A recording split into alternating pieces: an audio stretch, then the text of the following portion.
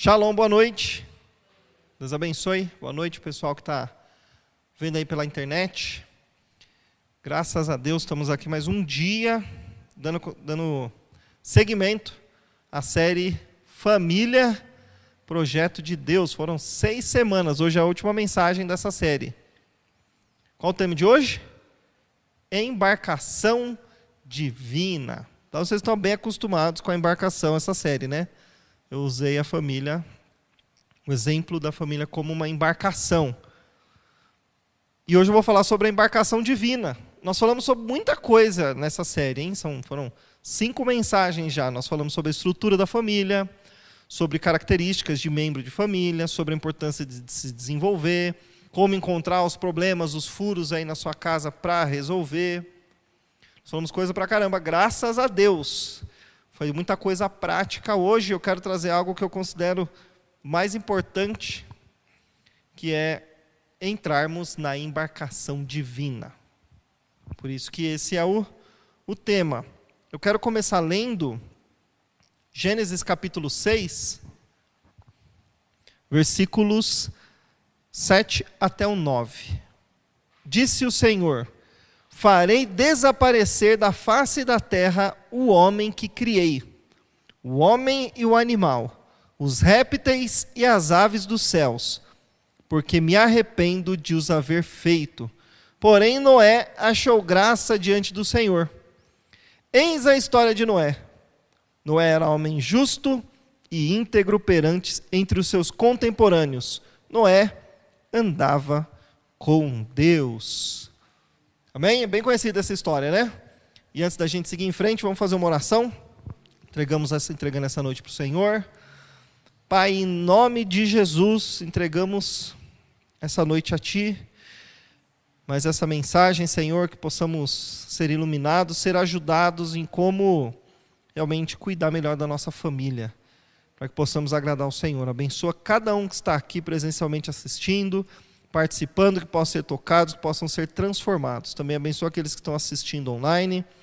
Entre em todos os lares, Senhor, e que haja transformação, cura e restauração das famílias, em nome de Jesus. Amém. Bom, a gente conhece essa história aqui muito bem, né? Aqui fala que Deus se arrependeu de ter criado o homem.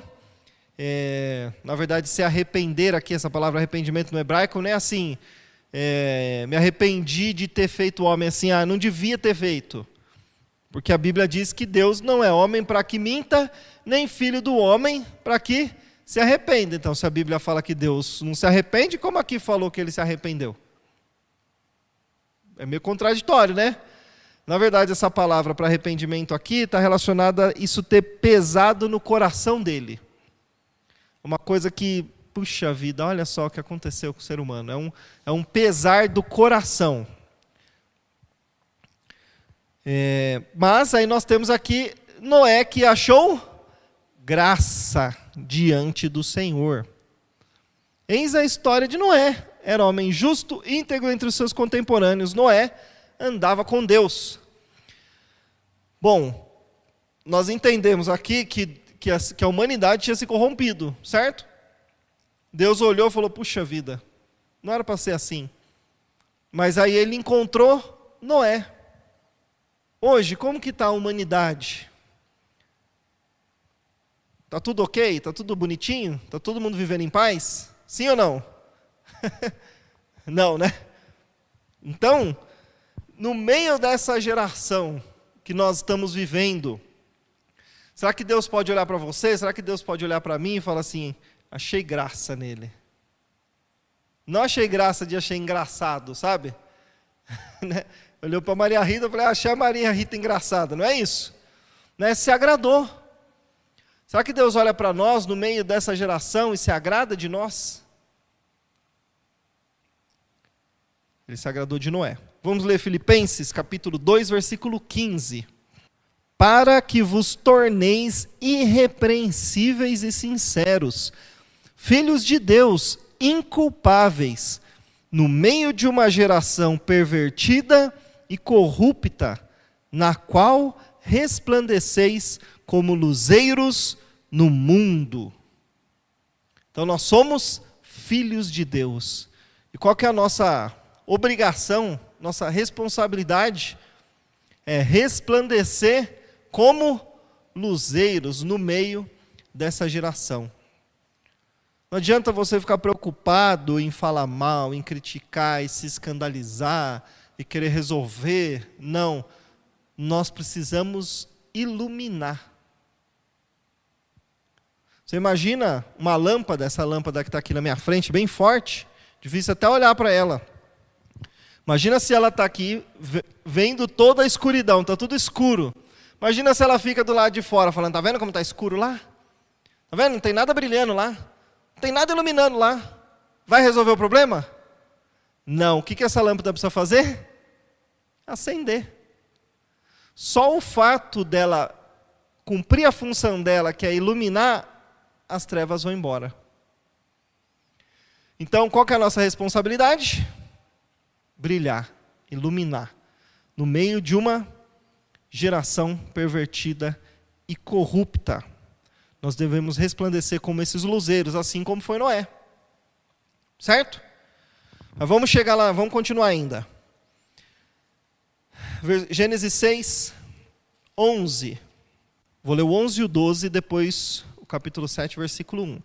A terra estava corrompida à vista de Deus e cheia de violência. Viu Deus a terra e eis que estava corrompida, porque todo ser vivente havia corrompido o seu caminho na terra. Capítulo 7, versículo 1. Disse o Senhor a Noé, entra na arca, tu e toda a tua casa, porque reconheço que tens sido justo diante de mim no meio desta geração. E aqui é o tema da palavra, a embarcação de Deus. No meio de tudo aquilo, o que Deus falou? Entra na arca, você e quem? Sua família. Mas por que a família de Noé foi salva? Por causa de Noé. Então Deus pode salvar sua família através de você. Agora, qual é o segredo de Noé aqui? O segredo de Noé é que ele andava com Deus. Eu fico pensando nisso, eu amo a Bíblia. É sério, eu gosto demais da Bíblia. Eu leio a Bíblia todos os dias já há muitos anos. Eu gosto demais, cada vez eu fico mais fascinado pela Bíblia. E quando fico sem, parece que está faltando alguma coisa. Só que Noé não tinha a Bíblia. Enoque não tinha a Bíblia. Abraão não tinha a Bíblia. Não tinha nada escrito lá para eles lerem. Qual era o segredo desses homens? Eles andavam com Deus. Enoque também falou a mesma coisa. Andou Enoque com Deus e já não era porque Deus tomou para si. Então, quer achar graça diante do Senhor? Quer que Deus se agrade de você? Quer ser salvo e salvar sua família? E brilhar nessa terra? Ande com Deus. Ande com Deus. Se você é uma pessoa que anda com Ele, Ele vai, através de você, salvar a sua casa. Mas para isso nós precisamos entrar nessa embarcação, né? É a salvação que Deus preparou para aquela família. Bom, quanto tempo Noé demorou para construir a arca? Vocês sabem? Sabem não? Quanto? 120 anos. Já pensou? 120 anos. Ó, Noé, vou mandar um dilúvio. Vai destruir todo mundo. Constrói uma arca. Aí você vai entrar nessa arca aí. Os rabinos ensinam que durante esse tempo, Noé avisou as pessoas. A Bíblia não relata isso. E ele era humilhado, né? As pessoas tiravam sarro dele. Imagina, quanto tempo foi? 120 anos. Às vezes Deus fala uma coisa para nós, né? Ó, vou fazer isso na sua vida, fica tranquila, estou trabalhando, vai dar certo, vai para cima, vou salvar, vai mudar. Aí passa um mês, você fala, acho que não vai acontecer esse negócio não. Ele perseverou, Deus falou com ele uma vez, ele creu e perseverou 120 anos. Vamos lá. Por que Noé perseverou? Pela fé. Eu não sei se você alguma vez já ficou confuso com a Bíblia, ou com Deus. Alguma vez você já duvidou assim, né? Senhor, será que o Senhor é real mesmo? Senhor, será que é verdade isso tudo estão falando? Será que eu estou entregando minha vida? É uma besteira? Não sei, eu já. Muitas vezes na vida. E muitas vezes até com relação à Bíblia. Será que é verdade esse negócio? Será que é isso mesmo? Senhor, mostra para mim aí. Né? Mas o segredo é você aceitar as coisas pela fé. Porque Hebreus 11 fala que... Vamos ler, vai. Hebreus 11:6. De fato, sem fé é impossível agradar a Deus, porquanto é necessário que aquele que se aproxima de Deus creia que Ele existe e que se torna galardoador dos que o buscam. Sabe por que Deus permite que muitas coisas não fiquem claras? Muitas vezes a coisa não é concreta ali, você não consegue provar de verdade, porque Ele quer ver o nosso ato de fé. Sem fé é impossível agradar a Deus. Então nós temos que receber as coisas pela fé e agir pela fé. Se você for ler Hebreus 11, vai sempre falar isso. Deus falou com alguém, ele creu e foi lá e agiu. Fé. Pela fé Moisés atravessou o Mar Vermelho. Pela fé Noé construiu a arca. Pela fé fizeram isso. Pela fé Abraão ofereceu o filho. Ou seja, nós precisamos crer e agir de acordo. Satanás vem colocar dúvida mesmo. Esse é o trabalho dele. E Deus permite justamente para que nós possamos exercitar nossa fé. E quando a gente dá um passo de fé, a gente experimenta Deus. E aí não tem mais dúvida. Quando você experimenta, você fala, não é possível, isso aqui não é loucura, Deus existe. E é interessante que ele falou aqui, né, que se você crê em Deus, creia que Deus existe e que se torna galardoador, ou seja, além de você crer em Deus, você crê que você buscando Ele vai te abençoar. Isso é o galardoador.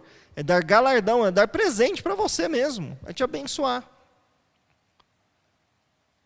Então, às vezes, a gente olha para a nossa situação da nossa família, nossa situação atual, nós vimos tanta coisa nessa série, né? Fomos expostos muitas vezes, né? Semana passada, quando eu falei de lidar com as consequências, é uma coisa que faz a gente se encarar, né? E ver muita coisa nossa, olhar os problemas, às vezes a gente entra em desespero, né? Fala assim, puxa, parece que a coisa não vai não tem jeito, parece que estou nadando sozinho, parece que só tem eu nesse negócio. Mas muitas vezes Deus permite justamente isso, para que nós possamos agir pela fé e perseverar. Noé perseverou quanto? 120 anos. Mas 120 anos talvez a gente nem chegue lá, né? Vamos ler um outro exemplo aqui. Gênesis 25, versículo 20. Era Isaque de 40 anos quando tomou por esposa a Rebeca, filha de Betuel, o arameu de Padã-Arã, e irmã de Labão, o arameu. Isaque orou ao Senhor por sua mulher, porque ela era estéril, e o Senhor lhe ouviu as orações, e Rebeca, sua mulher, concebeu.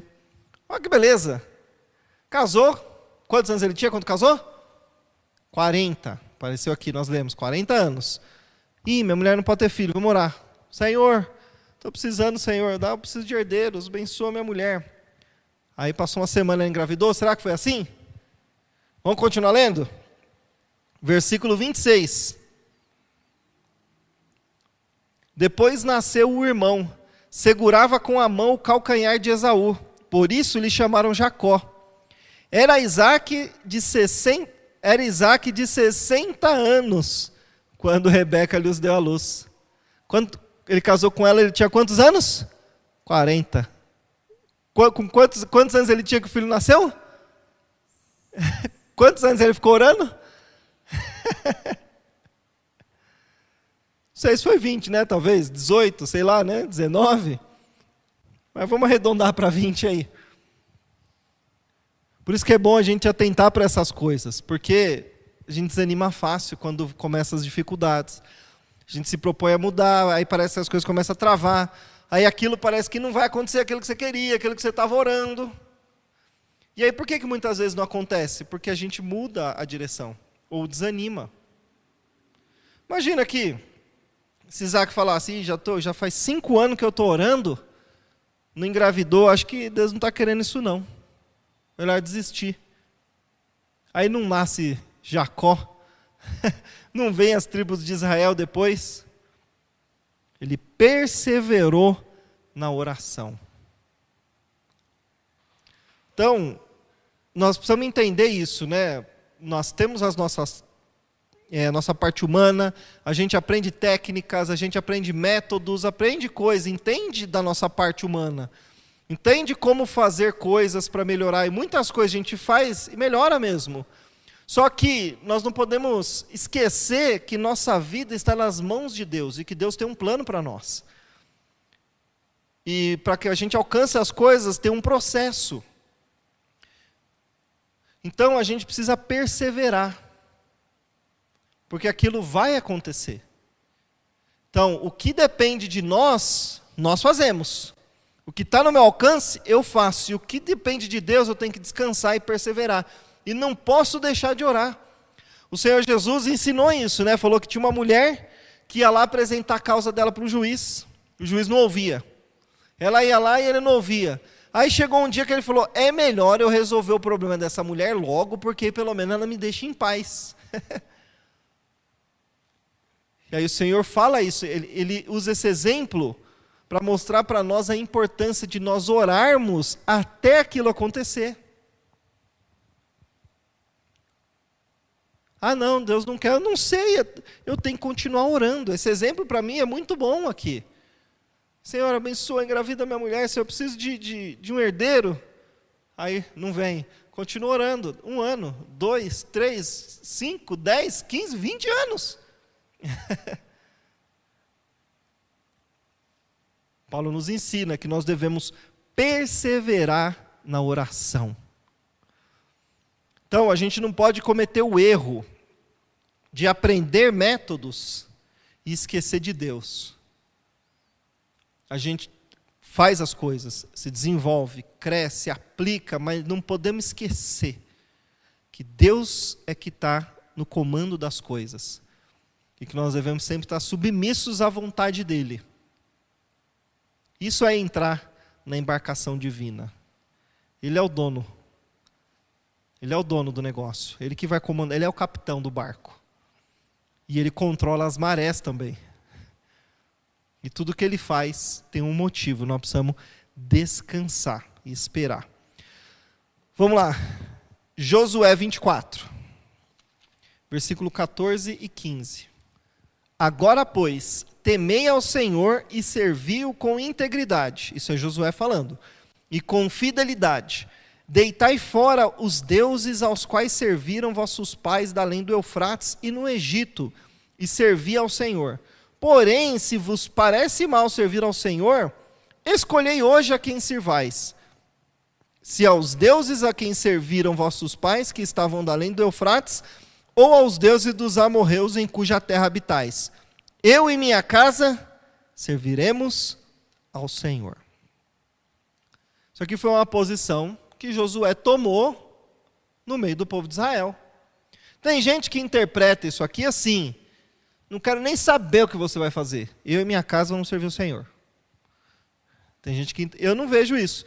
Eu vejo que ele está alertando o povo e fala, vocês são livres para escolher. Minha casa e eu vamos servir o Senhor.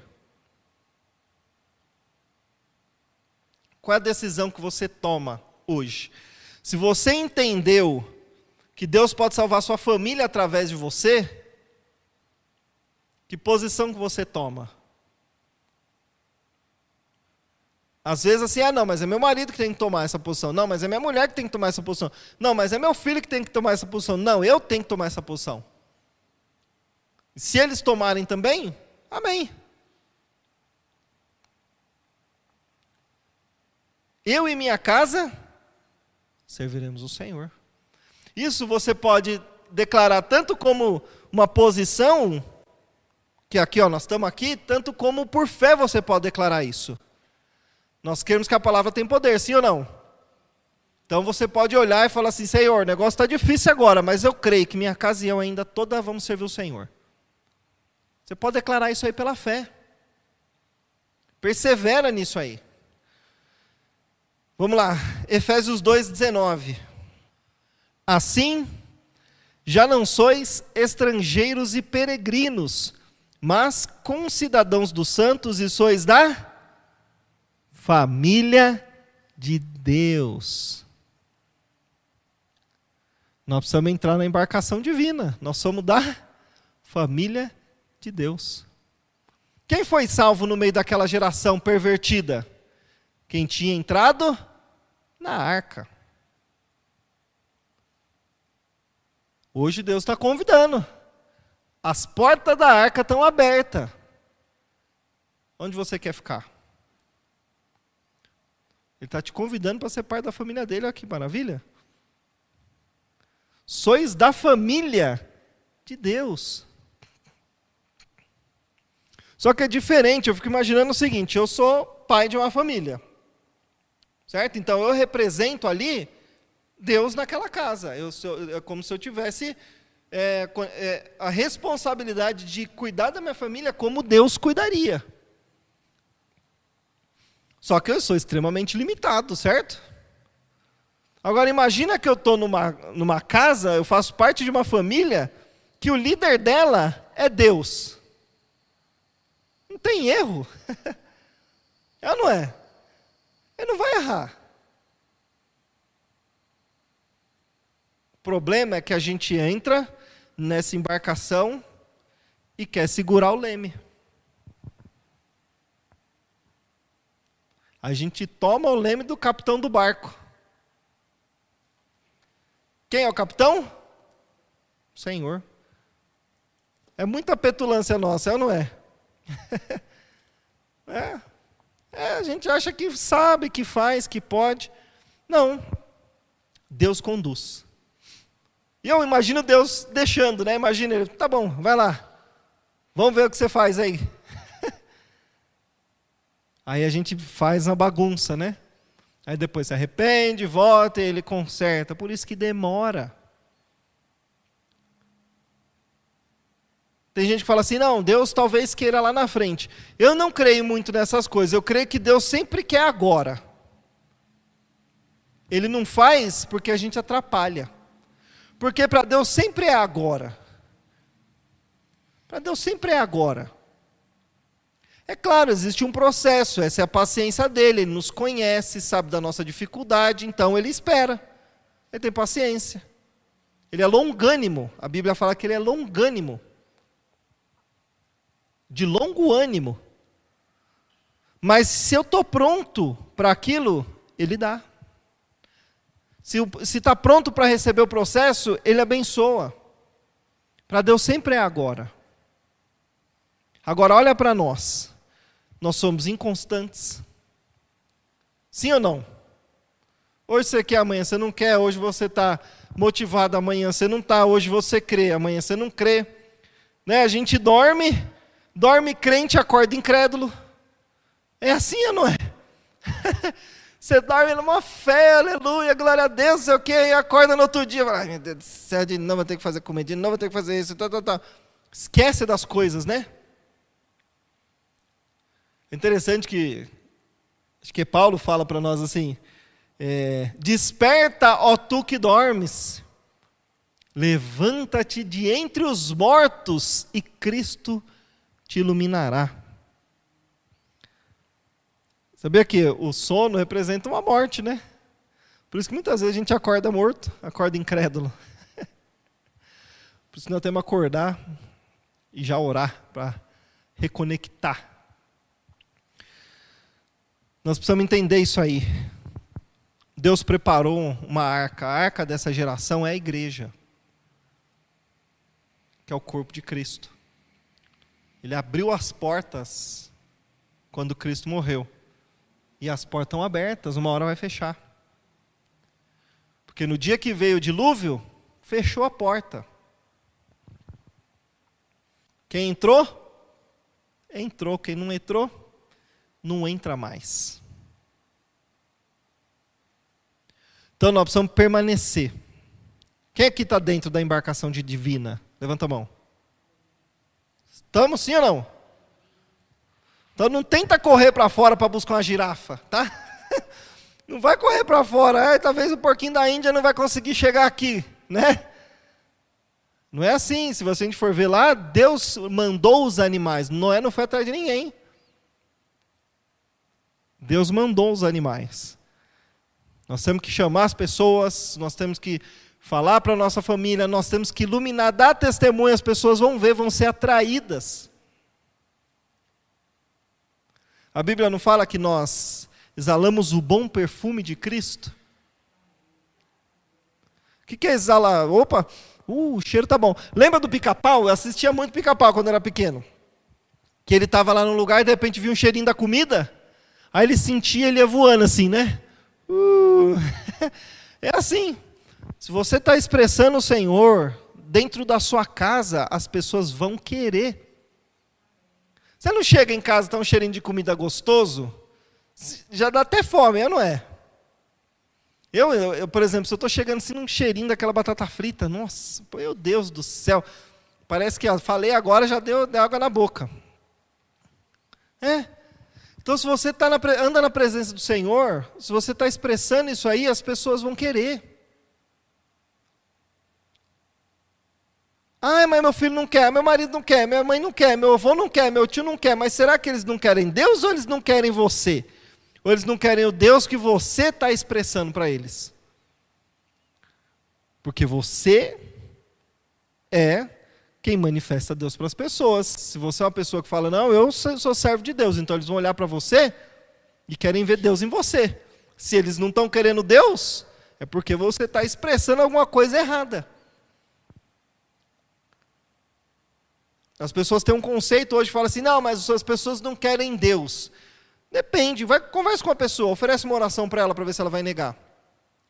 De 100 pessoas, quantas vão negar? Eu já fiz isso, já saí na rua evangelizando muitos anos, todo dia. De cada 100 pessoas que eu falava, era 2 ou 3 que falavam, não quero.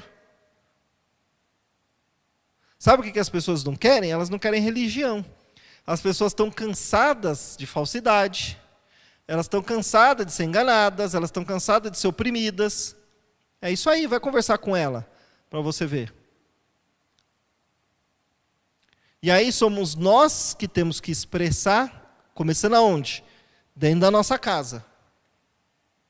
Se eu não estou conseguindo nem expressar isso para meu marido, para o meu filho, para minha esposa, para quem está do meu lado ali, como que isso vai alcançar mais gente? Não, é que Deus não quer salvar ele agora. Ué, mas de onde você tirou essa história? Paulo fala, prega, seja oportuno ou não, insiste, repreende, exorta. Pedro fala que Deus quer que todo homem seja salvo e chegue ao pleno conhecimento da verdade. Não, Paulo mesmo fala isso. É o desejo de Deus isso aí. Então, primeira coisa, será que eu vivo como uma pessoa salva, uma pessoa que tem conexão com Deus, uma pessoa que se relaciona com Deus? Será que eu sou um membro realmente ativo da família de Deus? Que está recebendo ali as orientações e está conseguindo andar de acordo? Porque a gente terceiriza as coisas, né?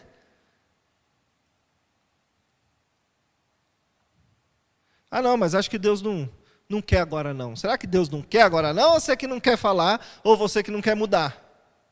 Tem que se questionar. É claro, as coisas têm um processo, mas nós não podemos terceirizar. Então, viver na embarcação divina é viver de acordo com a palavra de Deus. É viver conectado com Deus. Aonde você está, no seu trabalho, na sua casa, na sua escola, na sua faculdade, na feira, no supermercado. Se conectar com o Senhor. Não é ser bitolado. Né? Sabe, tem diferença, porque uma pessoa bitolada, ela afasta o outro. Ela não atrai o outro. Não consegue ter comunhão, conexão. Já dei meu testemunho aqui uma vez, quando minha mãe se converteu. Com todo o amor do mundo, nós fomos criados no Espiritismo por muitos anos. Aí ela se converteu numa igreja pentecostal. E aí ela tinha os pastores que começaram a ensinar umas coisas para ela, ela virou o contrário. Cheguei um dia em casa, eu era adolescente, tinha 15 anos. Tinha uma fogueira na porta de casa. Aí eu entrei, meus CDs, minha pasta com as coisas que eu tinha. Na época a gente tinha pasta, né, com um pôster, com folha, tudo queimado. Todas as minhas coisas, tacou fogo. Tudo queimou. Isso aí me atraiu para Deus ou me afastou de Deus? Pois é. E ela fez achando que estava fazendo para quem? Para Deus. Então, qualquer tipo de fanatismo, qualquer tipo de bitolação, afasta as pessoas ao invés de atraí-las. Então, nós precisamos ser sóbrios e ter equilíbrio. Relacionamento com Deus, como ser humano, viver como um ser humano de verdade. Conversando, lidando com as coisas do dia a dia normalmente. E automaticamente a pessoa vai querer o que você tem. Bom, vamos lá agora. Deuteronômio 6, do 4 ao 9. Ouve, Israel, o Senhor, nosso Deus, é o único Senhor. Amarás, pois, o Senhor teu Deus de todo o teu coração, de toda a tua alma e de toda a tua força. Estas palavras que hoje te ordeno estarão no teu coração. Tu as inculcarás a teus filhos, e delas falarás assentado em tua casa, e andando pelo caminho, e ao deitar-te, ao levantar-te, também atarás como sinal na tua mão, e te serão por frontal entre os olhos, e as escreverás nos umbrais de tua casa e nas tuas portas. Esse é o segredo de um lar feliz. Na porta, a palavra, tem até os filactérios, né? Tem aquele, esqueci o nome, o filactério eu acho que é o que põe na testa, mas tem um que eles colocam na porta mesmo, com os versículos. Isso aí os judeus põem na letra, no pé da letra mesmo. Mas isso aqui está relacionado a dentro da sua casa ser a manifestação da presença de Deus. A prática da palavra de Deus. O que ele fala aqui? Atarás como sinal na tua mão e no frontal dos olhos. O que é aqui, ó, no frontal aqui? Está relacionado ao que ocupa o seu pensamento. E a mão? Ao que você faz, ao que você pratica. Então, nós precisamos, primeiro, conhecer isso aqui, né? Tem que conhecer, tem gente que tem problema em conhecer a Bíblia como letra. Tem que conhecer, e tem que conhecer bem isso aqui. Porque se você não conhece a letra, Deus não pode revelar nada para você. E você também não vai ter solução no dia a dia. Então tem que conhecer bem isso aqui. Isso aqui tem que ocupar seu pensamento. E não é só também saber, você tem que praticar. Porque a partir do momento que você pratica aquilo que você sabe, aquilo se torna parte de quem você é. Então, você sabe o que está escrito, você pratica, aquilo começa a fazer parte de você, você começa a se tornar aquilo. E esse era o segredo de Noé, de Abraão, de Jacó, desses homens que andaram com Deus. Eles eram a Bíblia. Entenda isso, né? Consegue entender? Você deve ser isso aqui. E aí, aonde você estiver, as coisas vão acontecer. Vai ter paz. Por quê? Porque faz parte de você, você é aquilo. Na hora de um relacionamento com seu marido, você vai saber como falar. Você vai saber compreender no filho, na esposa, no trabalho, em qualquer lugar. Se isso aqui é você, Deus pode te dar sabedoria e você vai saber usar nas horas certas. Está tudo aqui. No entanto, que todas as práticas que eu trago, técnicas científicas, eu trago tudo daqui, é ou não é? Então, é só conhecer, não tem segredo, a coisa é simples. Leia a Bíblia. Se você não leu a Bíblia uma vez, do começo ao fim, você tem que ler. Pelo menos uma vez. Quer ter um lar feliz? Não tem jeito.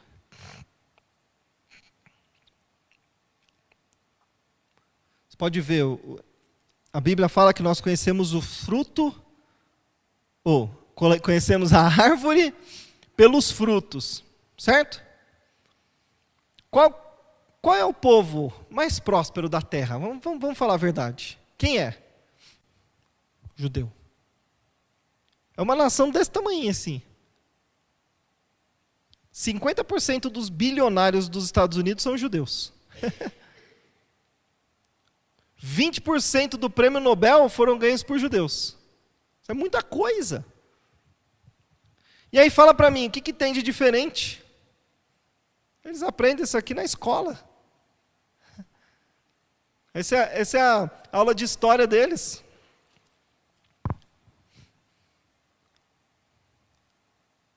Conhece aqui, profundamente. Não estou falando que são todos, mas é a maioria. Então você conhece a árvore pelo fruto. Então quer prosperar, quer ter um lar equilibrado, quer ter uma família feliz, aplica isso aqui. As pessoas desconsideram, né? Porque não conhecem. As pessoas hoje desprezam porque elas ouviram de outros isso aqui, elas não leram, não experimentaram isso aqui. Por isso que nós precisamos ser esses luzeiros que brilham numa geração pervertida e corrupta. Porque nós estamos levando isso aqui, para os nossos filhos, no nosso casamento. Isso aqui não tem erro, leia. Eu já falei aqui, leia Provérbios, leia para você ver o que você vai aprender. Não é um livro complicado, dá para entender. Bom, para terminar com o Salmo 1. Hoje eu fiz questão de falar só coisa espiritual, tá? Porque não pode faltar isso, né? Senão não completa o negócio. Família é o projeto de Deus. E nós somos da família de Deus. E Deus tem os princípios. Deus tem o manual. Então a gente precisa seguir isso aí para a coisa poder prosperar. Salmo 1. Vamos lá. Bem-aventurado o homem que não anda no conselho dos ímpios, não se detém no caminho dos pecadores, nem se assenta na roda dos escarnecedores. Primeiro ponto, para a coisa começar a andar na sua casa, na sua família. Lembra disso, você é a média das 5 pessoas com quem você mais convive. Mais ou menos por aí. Olha lá, quais são as pessoas que você anda? Quais são as pessoas que você conversa? Ah não, mas eu só converso com isso, tá bom. O que você olha na internet? Qual é o tipo de coisa que você deixa entrar? Isso vai te influenciar. Isso vai influenciar o ambiente na sua casa. Então você quer ser abençoado? Foge. Primeira regra. Segunda regra. Segundo princípio aqui, Antes, versículo 2. O seu prazer está na lei do Senhor, e na sua lei medita dia e noite. O que é meditar? Bom, olha aqui, Por que saiu isso que eu falei hoje aqui? Bem-aventurado que não anda no conselho dos ímpios, tal. Por que eu falei um pouquinho sobre isso? Porque um dia eu meditei. Entendeu? Meditei, fiquei pensando. Falei, nossa, como que eu vou ser abençoado, hein? Não anda no conselho dos ímpios. Puxa vida. Tem algum ímpio aqui perto? Tem alguém que está andando fora da presença do Senhor, que eu estou andando? Olha, eu posso ser a média das pessoas com quem eu ando. Será que as coisas não estão travadas na minha vida porque eu estou andando com alguma pessoa errada? Que eu estou dando ouvido? Ou estou andando num ambiente que eu não devia? Isso é meditar. Medita de dia e de noite. Lembra que eu li lá em Deuteronômio? Tem que ocupar a nossa cabeça.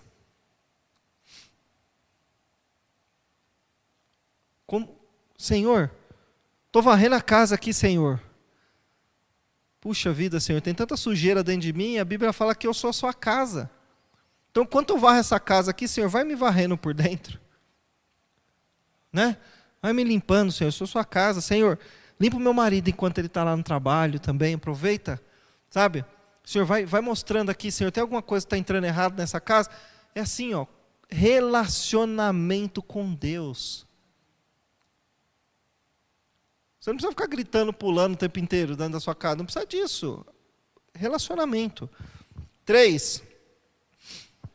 Ele é como árvore plantada junto à corrente de águas, que no devido tempo dá o seu fruto e cuja folhagem não murcha. E tudo quanto ele faz será bem-sucedido. Então ele falou aqui que você é como uma árvore. E no devido tempo, o que essa árvore vai fazer? Dá fruto, mas tem a palavra aqui, ó, devido tempo. Falei a semana passada de colheita e semeadura. Tem que perseverar. Persevera na oração, persevera nas coisas que você está praticando, a coisa vai acontecer. E tudo que você fizer vai ser bem-sucedido. Mas ele está falando isso se você praticar o que ele falou antes, entendeu? Se você praticar o que ele falou antes, até aqui, tudo vai ser bem sucedido. Então, quer prosperar lá na sua casa, quer que a paz de Deus entre na sua casa, quer ter uma família equilibrada, pratica isso no dia a dia, de pouquinho em pouquinho, a coisa vai acontecer. Versículo 4. Olha, os ímpios não são assim. Não são assim como? Eles não praticam o que está nos 3 versículos anteriores. São, porém, como a palha que o vento dispersa. Por isso os perversos não prevalecerão no juízo, nem os pecadores na congregação dos justos. Aí entrou uma outra coisa aqui, os pecadores. Se tem uma coisa que nós não podemos esquecer, é que nós somos pecadores. A Bíblia diz, todos pecaram, estão carentes da glória de Deus. Então nós não podemos esquecer disso. Nós precisamos lidar diariamente com os nossos pecados, com os nossos erros, com as nossas faltas. Tem gente que passa o tempo e deixa de confessar pecado. Deixa de pedir perdão para o marido, para a esposa, para o filho, para o pai, para quem seja. Não podemos deixar isso para trás. Não é só assim, eu errei, aí puxa, vou fazer outra coisa. Não, tem que lidar com os pecados. Diariamente. Isaías, acho que é 59 ou 49, fala o seguinte: não é que a mão de Deus está encolhida para nos salvar, não é que Deus está com o ouvido surdo para não ouvir, é que as suas iniquidades estão fazendo separação entre vós e o vosso Deus, para que Ele não vos ouça. O pecado te afasta de Deus.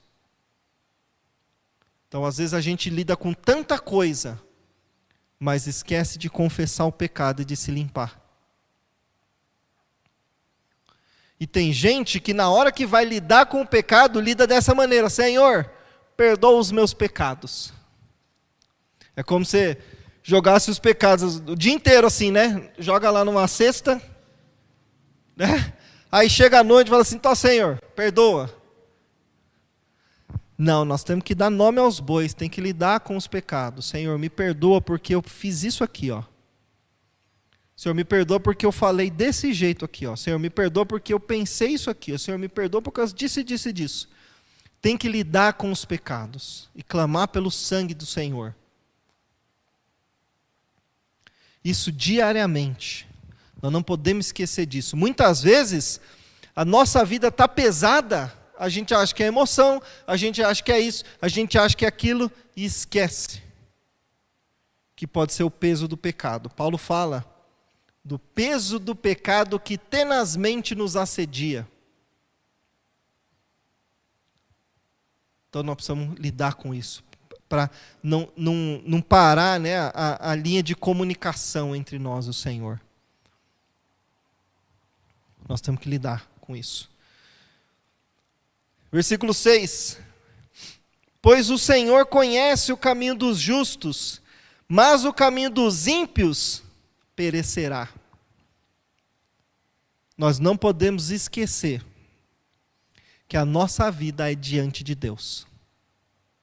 Nós não estamos vivendo diante dos homens, nós vivemos diante de Deus. Quer saber quem você realmente é? O que você faz quando está sozinho?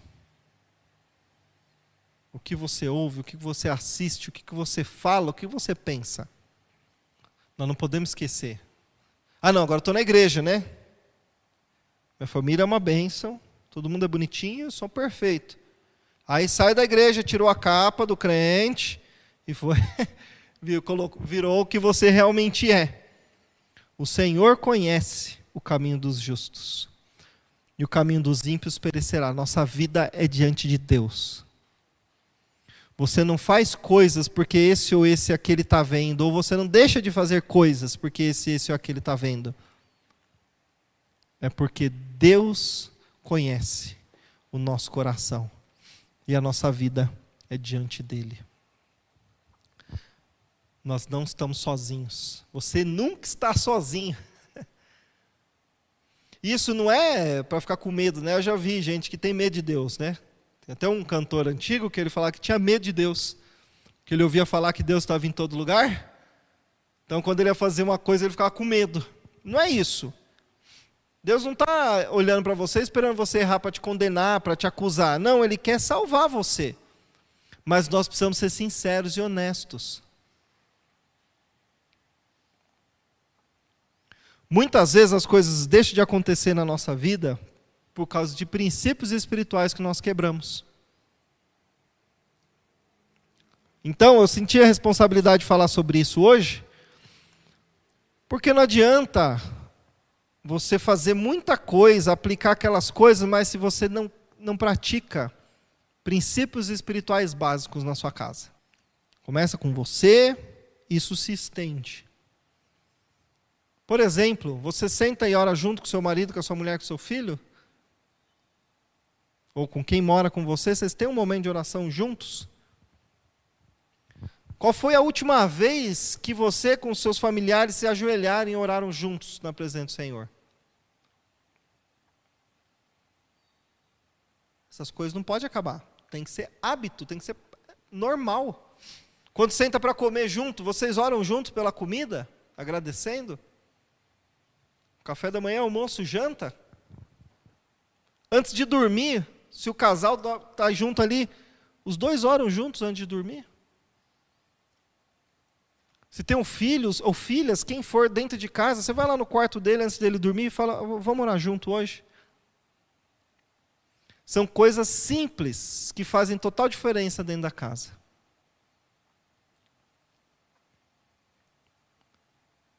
Sabe por quê? Porque às vezes você está orando pelo seu marido, pelo seu filho, pela sua avó, por quem que seja ali na sua casa. E parece que a coisa não anda. Mas sabe por quê? Precisa estar conectado com Deus também. E às vezes só o fato de você chegar lá e falar, filho, vamos orar junto, quero orar com você hoje. Aí você ora, dentro dele parece que liga uma coisa ali. E aí vai e transforma.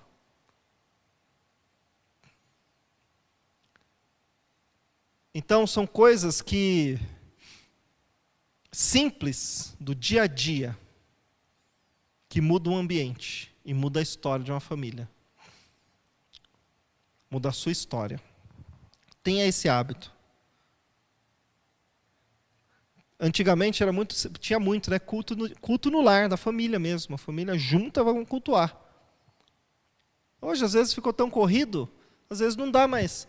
Senta junto, vamos orar junto. Vamos sentar junto aqui, ó, nós vamos interceder. Qual que é o seu problema? O que está precisando, filho? Isso e aquilo. E você? Está assim meu trabalho? E eu estou assim. Vamos sentar, vamos orar. O problema é que a família, dentro de casa, muitas vezes se tornam indivíduos vivendo as suas próprias vidas dentro de casa e não tem uma vida em comum. Então, eu tenho a minha vida aqui, ó, com meus jogos, com meu celular, com minhas redes sociais, com minhas coisas, a minha vida com o meu trabalho, com a minha escola, e eu entro em casa só para fazer as minhas coisas ali, mas eu sou sozinho. O marido é sozinho, a esposa é sozinha. Não, nós temos uma vida em comum. Eu tenho que orar pelos problemas do meu marido, ele orar pelos meus. Eu orar pelos problemas do meu filho e da minha filha, eles orar pelos meus. Meu avô, pela minha mãe, pelo meu pai. Nós temos que ter isso. Porque isso muda a história. E eu posso dizer uma coisa. Se você pratica isso, sem saber todas as outras práticas que eu ensinei nas outras aulas, se você pratica isso, a sua vida muda. Porque Deus vai falar com você, vai iluminar e as coisas vão acontecer. Então, não deixe isso morrer. Tem uma chama dentro da sua casa. Sua casa é um altar, o fogo não pode apagar. E quem mantém o fogo aceso? Tem que ir ali, ó. Nós temos que estar ali, ó. Sempre. Se você fizer isso, Deus vai mudar a sua história. A história da sua família. Vai mudar a sua vida. Legal? Espero não ter ofendido ninguém hoje. Espero não ter feito mal para ninguém. Mas são coisas simples, né? Que a gente esquece. Que pode mudar a sua história. Faça isso. No começo parece que é meio difícil, mas faz. Vem aqui, ó. Vou orar por você hoje. Eu faço isso em casa. Às vezes eu estou triste, meu filho percebe. Papai, você está bravo? Ele não sabe distinguir a tristeza da braveza, né? Eu falo, filho, papai está triste hoje, você ora por mim? Ele vem, impõe a mão e ora. Ou, às vezes, minha esposa está cansada, eu falo, filho, vamos orar pela mamãe. Todo mundo, vamos lá, vamos pôr a mão nela. Senhor, abençoa, tal. Nós temos que fazer esse tipo de coisa. Porque a gente fica exigindo, cobrando um do outro, e não ajuda. A gente não consegue, muitas vezes, ajudar quem está dentro de casa. Só cobra, né? Jogo o meu peso nele e cobra e quer que ele seja isso e aquilo, mas será que ele não está triste? Será que ele não está doente? Será que ele não está sofrendo? Qual é a dor dele? Quais são as preocupações dele? Isso precisa ser comum dentro de casa. Essa coisa precisa acontecer dentro de casa. Porque aí tapa as brechas. Nós somos uma coisa só. É uma coisa só. Não são 5 vidas, 4, 2, 3 vidas dentro de casa. É uma coisa só. Nós não precisamos ser adversários, né? Às vezes é isso que a gente lida. É uma briga, né? Ele precisa ver minha dor e ele tem que cobrar e exigir, e ela tem que fazer e eu tenho que fazer. Não, mas o que eu estou fazendo, né? Eu estou levando Deus para ele? Ela está trazendo Deus para mim? Eu estou levando Deus para meus filhos? Meus filhos estão trazendo Deus para mim? Isso muda o ambiente familiar. Amém? É isso aí, vamos colocar de pé para fazer uma oração. Pai, obrigado, Senhor, por essa série. Senhor, nós sabemos que existem tantos problemas, tantas dificuldades, Senhor, nos lares, nas famílias. E nós somos muito pequenos, Senhor. Não sabemos de verdade lidar com a nossa família, não sabemos lidar com as pessoas. Ajuda-nos, Senhor. Abençoa os lares que estão aqui representados.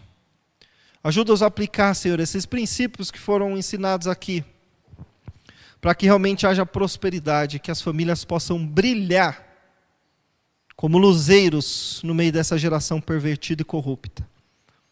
Senhor, eu declaro que cada família que está aqui representada, cada família que está representada assistindo online, vai ser como um luzeiro, Senhor. Basta aplicar, porque o Senhor disse que nós somos a luz do mundo. Tua palavra está dentro de cada um deles.